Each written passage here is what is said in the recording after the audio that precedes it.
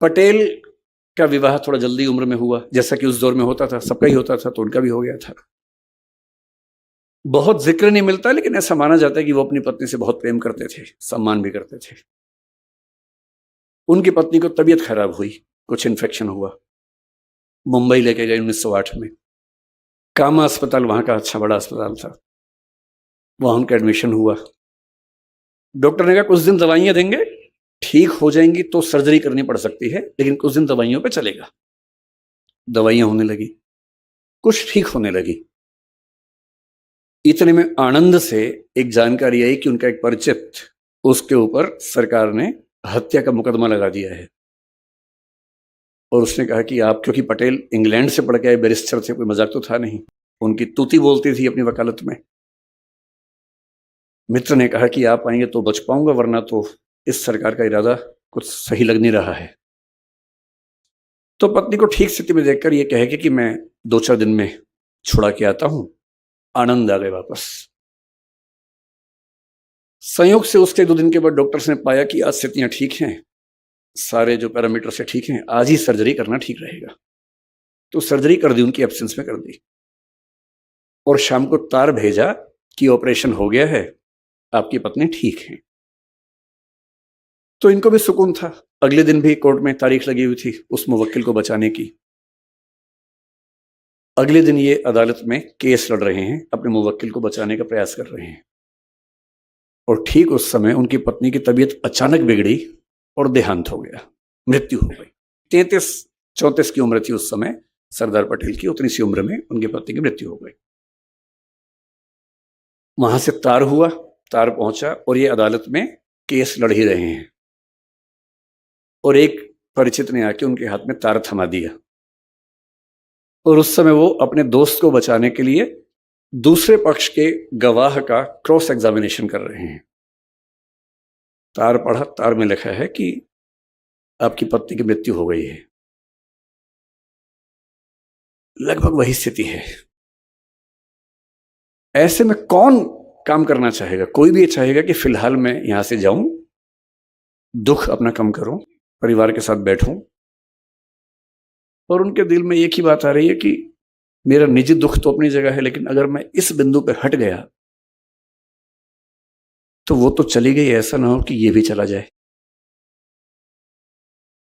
और 1-2 मिनट का अंतराल, मन ही मन में अपने आप से बातचीत, तार को मोड़ के जेब में रखा, जिरह की, दोस्त को बचाया।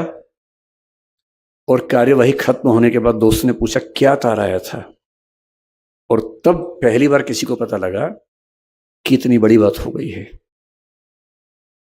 यूं मुझे लगता है कि पत्नी की मृत्यु पर इतना कोई कैसे निष्ठुर हो सकता है, लेकिन जब बड़ा उद्देश्य सामने हो तो हमें शायद ये हक भी नहीं होता कि हम निजी दुखों को किसी दूसरे के भावी संकट की तुलना में तरजीह दें, ज्यादा महत्व दें। जिसमें अपनी भावनाओं पर इतना नियंत्रण करने की सामर्थ्य होती है, सच्चा नेता वही होता है। ये हर किसी के बस की बात नहीं है, बहुत ताकत चाहिए ऐसा होने के लिए।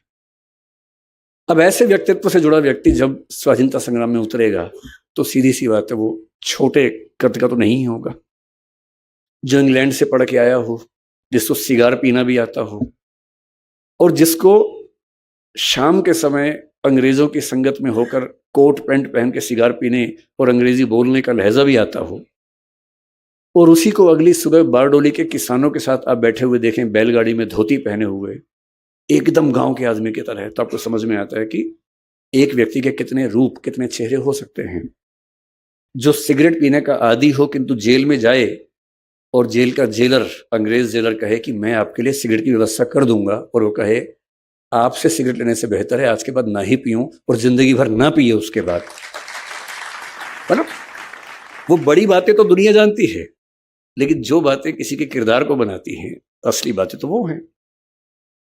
और 1947 में वो घड़ी आती है जो भारत के आज तक के इतिहास का सबसे मुश्किल समय है।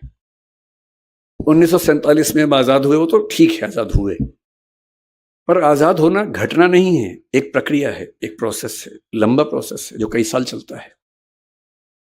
और वो कई साल यूं ही नहीं निकलते हैं, उसको निकालने के लिए बहुत बहुत लोगों को बहुत कुर्बानियां देनी पड़ती हैं।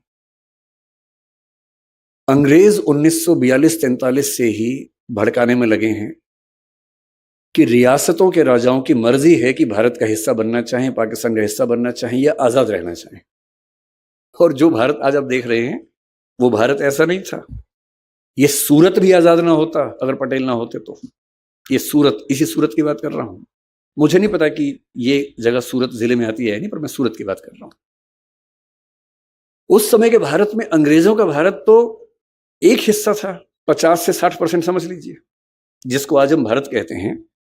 उसका मुश्किल से 55 से 60% हिस्सा अंग्रेजों के हाथ में था। 40% हिस्सा ऐसा था जो रियासतों के पास था, राजाओं के पास था। उन राजाओं को अंग्रेजों ने गारंटी दी हुई थी कि अगर तुम पर किसी ने हमला किया या अंदर से विद्रोह हुआ तो हम बचाएंगे तुम्हें। इसे बोलते प्रोटेक्टरेट, कि तुम हमारे प्रोटेक्टरेट हो, हम तुम्हें बचाएंगे, लेकिन राजा तुम रहोगे, सुरक्षा हम देंगे, इसके बदले हमें इतना पैसा देते रहो तो हम तुम परेशान नहीं करेंगे।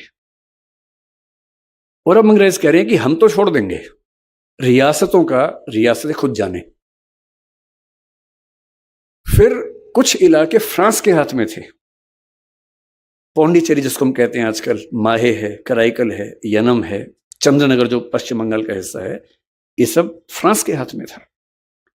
पुर्तगाल के इलाके थे, आपका पड़ोस का इलाका दमन दीव, दादरा नगर हवेली, गोवा, ये सब पुर्तगाल के पास थे।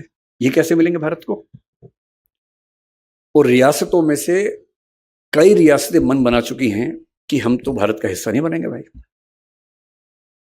कुछ भारत के भूगोल में होके कह रहे कि पाकिस्तान का हिस्सा बनेंगे। जूनागढ़ आपका पड़ोस का, हैदराबाद सबसे बड़ी रियासत, जिसके कुछ हिस्से आजकल तमिलनाडु में है, कुछ हिस्से तेलंगाना में है, कुछ हिस्से कर्नाटक में, कुछ महाराष्ट्र में है। इतनी बड़ी रियासत थी, देश की सबसे बड़ी रियासत। उसका निजाम कह रहा है कि हम तो आजाद रहेंगे क्योंकि पाकिस्तान ने उसे सपोर्ट किया कि हम साथ देंगे तुम्हारा। उधर कश्मीर, कश्मीर तो बॉर्डर पे है, फिर भी एक संभावना बनती थी कि पाकिस्तान का हिस्सा बनेगा, भारत का बनेगा। पर हैदराबाद कैसे सोच सकता था? 562 के आसपास रियासतें हैं। उधर केरल में त्रावणकोर की रियासत, कोचीन की रियासत, अलग अलग, वो आजाद होने के मूड में है क्योंकि अंग्रेज कह रहे कि तुम्हारे पास न्यूक्लियर मटेरियल है तुम्हारी जमीन के नीचे, हम तुम्हें सपोर्ट करेंगे। उनको परमाणु बम बनाने हैं और वो जो उसका रॉ मटेरियल चाहिए वो त्रावणकोर के नीचे दबा हुआ है। इधर राजा को शौक चढ़ गया कि हम तो अलग रहेंगे। जितने राजा उतने शौक। उन सबको मनाना है। नेहरू जी और पटेल जी की तुलना मैं करने से बचता हूं, लेकिन नेहरू जी के आदर्श बड़े सुंदर हैं, पर यथार्थ की जमीन पर कैसे मैनेज करना है उस मामले में पटेल का कोई मुकाबला नहीं था, कोई मुकाबला नहीं था। और महात्मा गांधी ने खुद कहा है कि यह काम इस देश में एक ही इंसान कर सकता था और वो थे सरदार वल्लभ भाई पटेल, कोई और कर नहीं सकता था। और इसलिए 1947 में एक मंत्रालय बनाया गया जिसको स्टेट, मतलब रियासती मंत्रालय हिंदी में बोल देते हैं। वो एक एडिशनल मिनिस्ट्री दी गई पटेल को। वीपी मेनन उससे सचिव बने, सेक्रेटरी बने। और इनका काम क्या था? भारत को एक करना है। जो 19वीं सेंचुरी में इटली में मैजिनी, गैरिबाल्डी और कैवूर ने किया था, जो 19वीं सेंचुरी के अंतिम हिस्से में बिस्मार्क ने जर्मनी में किया, जर्मन भाषी लोगों को थोड़ा डेनमार्क से लिया, थोड़ा अलग से लिया, थोड़ा प्रशा से बात करके लिया और किसी तरह से जर्मनी को बना दिया जर्मनी। ठीक वैसा ही जो 1776 के आसपास जॉर्ज वॉशिंगटन ने अमेरिका के 13 राज्यों को मिलाकर अमेरिका बनाया था। और जब 1861 में अमेरिका के 7 राज्यों ने छोड़ के नया देश बना लिया और अब्राहम लिंकन ने युद्ध लड़के उन 7 राज्यों को वापस अमेरिका का हिस्सा बना के अमेरिका को एक रखने की हिम्मत दिखाई थी। अब भारत के सामने कुछ कुछ वैसी ही ऐतिहासिक चुनौती थी कि यह देश एक बन पाएगा या नहीं बन पाएगा। मैं कल्पना करता हूं कि अगर पटेल ना होते उस समय और मुझे दिल्ली से यहां आना होता तो वीजा लेके आना पड़ता, सूरत का वीजा। और यदि कार से आता तो बीच में 5 वीजा और लगवाने पड़ते। भोपाल का अलग वीजा लगता, सूरत का अलग वीजा लगता, हैदराबाद जाऊं तो वहां का वीजा अलग। इन सब देशों के पास अपनी अपनी सेनाएं होती, पुलिस नहीं, सेनाएं, सबकी अपनी अपनी करेंसी होती। और युद्ध भारत पाकिस्तान में नहीं होता, भारत और भोपाल में हो रहा होता। भारत और हैदराबाद में युद्ध हो गया और सूरत भारत के साथ है, ऐसी खबरें सुन रहे होते हम लोग। मेरे पास भारत का पासपोर्ट होता, आपके पास सूरत का पासपोर्ट होता। अगर वो नौबत नहीं आई है और आप कश्मीर से कन्याकुमारी बेधड़क घूम सकते हैं, तो इसके लिए जो प्रैक्टिकल विजडम थी ना कि कैसे मनाना है, प्यार से मनाना है, चाबुक भी रखना है साथ में, लेकिन मनाना प्यार से है। अलग अलग राजा को अलग अलग प्रपोजल देके, प्रलोभन देके, डॉक्यूमेंट अलग अलग बना के जोड़ना है। बड़े राजाओं को ये ना लगे कि छोटे राजा के बराबर कैसे मान लिया हमें, तो उनको संविधान में प्रमुख पद राज्य प्रमुख का अलग से बना के देना है, वो सब करना है। और 562 में से 559 में केवल बातचीत से कोई समाधान कर ले, इसको 99.9% रिजल्ट कहते हैं। 562 में 559 को बिना एक भी लाठी मारे समझा देना कि भारत का हिस्सा बन जाओ, और बाकी 3 में से 2 को पता भी ना चले क्या हुआ। जूनागढ़ और हैदराबाद आज तक परेशान हैं। हैदराबाद में क्या हुआ, 1 साल के स्टैंड स्टिल एग्रीमेंट के बाद जब पटेल समझ गए कि मामला नहीं सुलझेगा, कहते हैं कि नेहरू जी की भी सहमति लिए बिना, आमतौर पर उनमें सहमति रहती थी हर मामले में, इस मामले में कहते हैं कि थोड़ी तकरार हुई। तकरारें होती थी, होनी भी चाहिए भाई। 2 लोग एकदम एक से सोचेंगे तो फिर 2 क्यों हैं, एक ही काफी है। 2 पॉइंट ऑफ व्यू है तभी तो 2 लोग हैं। 2 लोग कमरे के अंदर झगड़ा करें, फिर एक बिंदु पर आए, बाहर निकल के वही काम करें। यही होता है इलेक्शन, और यही होती है मंत्रिमंडल की नीति। और सेना को घुसा दिया हैदराबाद के अंदर। 3 दिन का काम था, काम खत्म हुआ। और जब तक सिक्योरिटी काउंसिल में पहुंचे नवाब साहब, निजाम साहब, तो पटेल ने कहा नहीं नहीं, सेना नहीं गई थी, पुलिस गई थी, पुलिस एक्शन था भाई। और तब तक हैदराबाद भारत का हिस्सा हो चुका था कि जहां बातचीत से काम नहीं बनेगा वहां लाठी का इस्तेमाल भी करेंगे। लेकिन देश को एक करने का उद्देश्य छोटी मोटी नीतियों से कि हिंसा अहिंसा, इस सेकेंडरी बात है। पहली बात है कि देश एक है तो हम हैं, वरना तो सब बेमानी बातें हैं। जिस लक्षद्वीप में प्रधानमंत्री कुछ दिन पहले गए और जिसको लेके मालदीव बहुत परेशान हो गया, आपको आश्चर्य होगा कि वो आज भारत में क्यों है। इसकी अकेली वजह है कि सरदार पटेल को ध्यान आ गया कि पाकिस्तान की नीयत खराब हो सकती है। उस समय तो लक्षद्वीप, क्योंकि वहां ट्राइबल लोग रहते हैं, उनको न भारत पता था न पाकिस्तान पता था। बस ये था कि वो जिस लोकेशन पे है, उस लोकेशन पे अगर पाकिस्तान होता तो भारत के लिए खतरा हमेशा बन जाता। और उसके पास तर्क था कि भाई लक्षद्वीप के 90% से ऊपर लोग, बल्कि 99 के आसपास मुसलमान लोग हैं, तो हमारा होना चाहिए। सरदार पटेल ने भांप लिया कि इनके दिमाग में क्या चल रहा होगा। तुरंत नौसेना को आदेश दिया कि जाके कब्जा करो। सेना गई, तिरंगा झंडा गाड़ा और दूर देखा पाकिस्तान के जहाज आ रहे थे, पर तिरंगा देख के लौट गए। लक्षद्वीप भारत में सिर्फ इसलिए है कि सरदार पटेल को समय रहते ध्यान आ गया था और आदेश देके सेना को भेज दिया था। और जब देश आजाद हुआ, उनका अंतिम कंट्रीब्यूशन, क्योंकि जब मुझे आमंत्रित किया गया तो मन संचालक करण नाम आपका है ना, करण जी ने कहा कि सिविल सेवाओं में सरदार पटेल की बहुत बड़ी भूमिका है और आज एक सिविल सेवक खुद आए हैं तो उस पर बात होनी चाहिए। तो एक अंतिम जिक्र करके, मेरे ख्याल समय हो भी गया होगा ठीक ठाक, तो उसके बाद बात समाप्त करते हैं।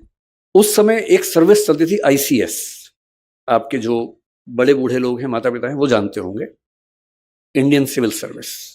अंग्रेज लोग चलाते थे, इंग्लैंड में एग्जाम होता था, ट्रेनिंग इंग्लैंड में, थोड़ी भारत में होती थी, कलकत्ता में फोर्ट विलियम कॉलेज में भी होती थी ट्रेनिंग, और वो लोग इस पूरे देश को चलाया करते थे।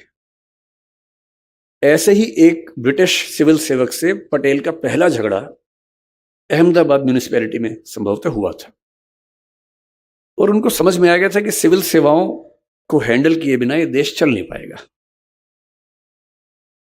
नेहरू जी के मन में भी स्पष्ट था कि सिविल सेवक अंग्रेजों का वेतन लेते हैं और ये भारत के नहीं है। जो अंग्रेज हैं वो तो हैं ही, जो भारत के लोग सिविल सेवक हैं वो भी भारतीय नहीं है, दिमाग से अंग्रेज लोग हैं। उनको देश से मतलब नहीं है, वो अंग्रेजों की तरफ से भारतीय स्वाधीनता संग्राम के खिलाफ खड़े हुए थे। यही बात पुलिस के लिए थी, जिसको आज आईपीएस बोलते हैं, उस समय उसको आईपी बोलते थे, इंडियन पुलिस। आजादी जैसे जैसे पास आ रही थी, सारे कांग्रेस के नेता, नेहरू जी खास तौर पर, इस आईसीएस और कुछ हद तक आईपी को लेकर बहुत नेगेटिव मानसिकता से भरे हुए थे कि ये लोग देश को चला नहीं पाएंगे, इनको हटाना बहुत जरूरी है। शुरू में पटेल भी ऐसा सोचते थे, विशेष रूप से गोरे सिविल सेवकों को लेकर जो विदेश से आए थे। पर मैंने कहा ना कि पटेल के अंदर एक खास बुद्धि थी जो यथार्थ समस्याओं का यथार्थ समाधान ढूंढ पाती थी। हवाई बात करना बहुत आसान होता है, लेकिन प्रैक्टिकल सिचुएशन में जाके चीज को हैंडल करना, समाधान करना, उसके लिए अलग स्किल्स चाहिए होती। पटेल होम मिनिस्टर थे, देश संभालना उनको था। पाकिस्तान बनने का फैसला हो गया था, बहुत सारे मुसलमान यहां से पाकिस्तान जा रहे हैं, बहुत सारे हिंदू पाकिस्तान से भारत आ रहे हैं। ये वेस्ट पाकिस्तान में भी हो रहा है, ईस्ट पाकिस्तान में भी हो रहा है। ईस्ट पाकिस्तान जिस वक्त बांग्लादेश कहते हैं, उसमें भी हो रहा है। और बार बार उस समय तो खबरें जानने का बहुत कम साधन थे, और ऐसी अफवाहें बार बार उड़ रही हैं कि यहां इतने मुसलमान मार दिए गए, यहां इतने हिंदू मार दिए गए। और एक अफवाह उड़ते ही दंगा शुरू होता था, हजारों लोग मर जाते थे क्योंकि अफवाह उड़ गई है। उन अफवाहों के बीच में देश के हर नागरिक को सुरक्षित रखना, भारत के मुसलमानों को, सिखों को, यहूदियों को, पारसियों को, जैनों को यह विश्वास दिलाना कि आप भारत में सुरक्षित हैं, यह होम मिनिस्टर की जिम्मेदारी है। और होम मिनिस्टर ये कैसे करेगा? जब तक उसके पास ऐसे प्रशासक ना हो जिनको एक जिला संभालना आता हो, एक राज्य संभालना आता हो, जिन्होंने पिछले 20-30 साल तक यही काम किया हो। 40% के आसपास सिविल सेवक उस समय जा चुके हैं वापस इंग्लैंड, आधे सिविल सेवक बचे हुए हैं।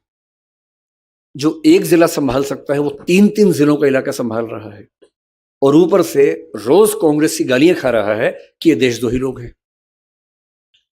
और पटेल साफ साफ देख रहे हैं कि अगर ये लोग हट गए, उन्होंने कहा कांग्रेस के लोगों से कि अगर आपको लगता है कि कांग्रेस से स्वयं सेवक जिले चला लेंगे तो चलवा के देख लीजिए, एक तो चलवा के देखिए पहले।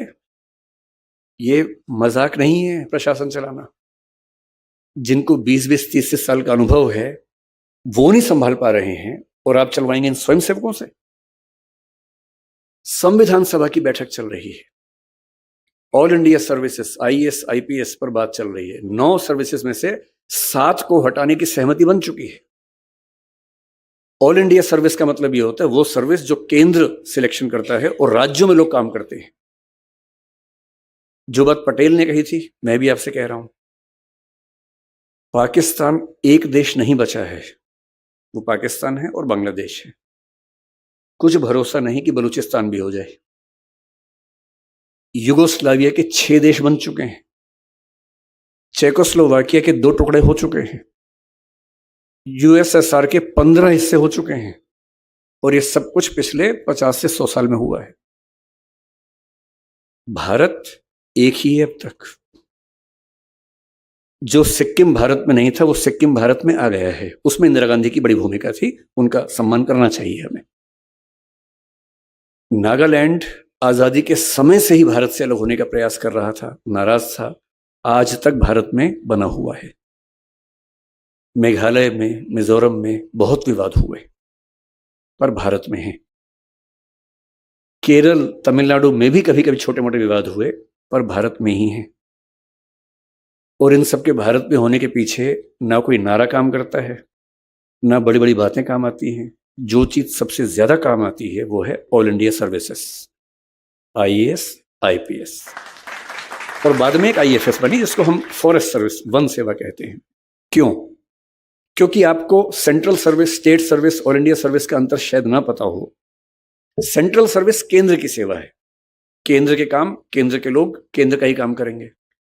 राज्य की सेवा, स्टेट सर्विस, स्टेट की सर्विस है। राज्य सिलेक्शन करेगा, राज्य ट्रेनिंग देगा, राज्य नौकरी पर रहेगा, ट्रांसफर करेगा, पोस्टिंग करेगा, रिटायरमेंट होगी, पेंशन देगा, सब कुछ राज्य करेगा। राज्य चाहते थे कि केंद्र के लोग हम पे दखल ना दें। पटेल देख पा रहे थे कि अगर केंद्र का कंट्रोल नहीं हुआ तो ये राज्य भारत में रहेंगे ही नहीं, और उन्होंने दुनिया का सबसे अनूठा कॉन्सेप्ट दिया, ऑल इंडिया सर्विस, जो दुनिया के किसी और देश में नहीं है, केवल भारत में है। और वो कॉन्सेप्ट क्या है? आईएएस और आईपीएस, पहले 9 सर्विसेज थी, 7 तो चलेगी, 2 बची।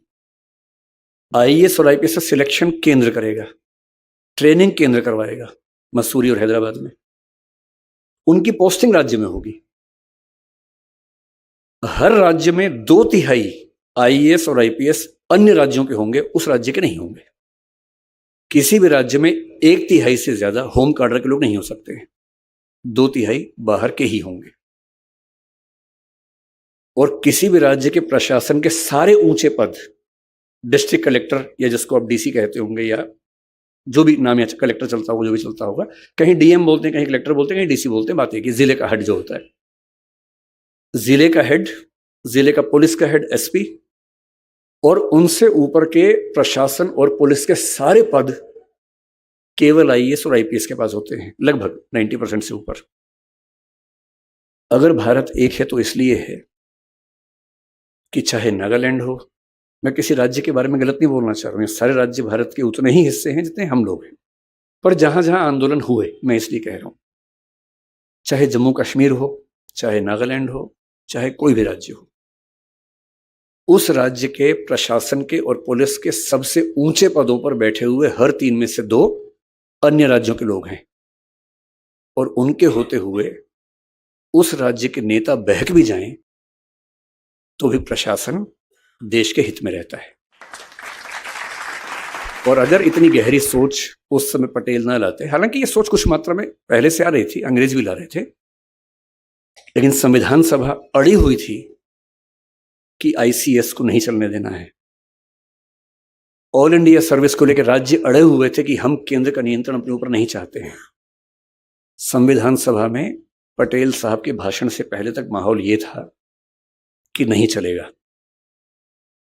और अक्टूबर 1947 की मेरे ख्याल से बात है, नहीं 48 की शायद बात है, अगर आपने सरदार पटेल की वो स्पीच नहीं पढ़ी है तो संविधान सभा की बहसों में से ढूंढ के पढ़िए।